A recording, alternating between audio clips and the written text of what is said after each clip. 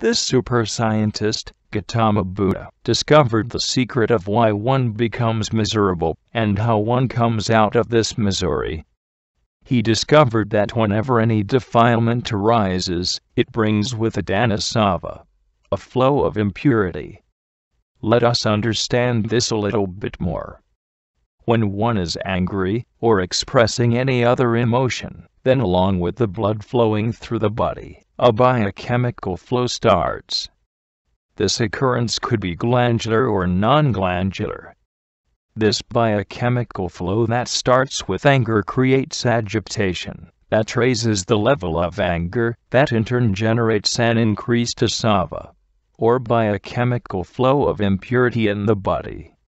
One can remain angry or miserable for hours in this way. No one else but oneself is responsible for this state of ignorance. There is one more meaning of the word asava, which is addiction. One gets addicted to this feeling, and justifies it by saying this anger, or any other defilement, is but a part of life, and one continues to indulge in this behavior. For example, like a painful itch, it is unpleasant, but one keeps scratching it all the same. One has become habituated to one's own misery, and keeps rolling in it. Vipassana develops awareness within us with the resolve that, I will not indulge in this defilement that brings about such an unpleasant sensation. What then shall I do? This very unpleasant sensation must be observed objectively, with equanimity. Then its nature will be understood. It will become clear that it makes one restless and agitated, and secondly that it does not stay forever, but arises and passes away eventually. No sensation that arises is permanent, but it is liable to destruction, liable to change. One now knows this through experience, not through some book, the Gita, or from a guru, Buddha, or Mahavir. One can see that its nature is such that it is forever changing. Then what is the point in reacting to it? One understands, if I just observe it, the vicious circle of an event, and reacting to it will break.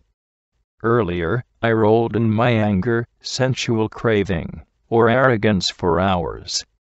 Now I observe these sensations that link mind with the body. A person may begin to understand this deep connection between the two in 1 - 10 days, or it may take longer. This will depend on how well he or she works. As you develop awareness and walk on the path of truth, at first the grosser sensations will arise: heaviness, pressure, pain. However, as one keeps watching, the sensations will start melting. The entire body is now just a flow of waves. While this gross heaviness too is the truth, the deeper truth is that the body is made up of tiny atoms, where there is no solidity. Moreover, the atoms too arise and dissolve like waves. The body thus is nothing but wavelets. As you watch this truth, the body, that felt like solid clay, has now been awakened. Hriyashraya Sengain Kajai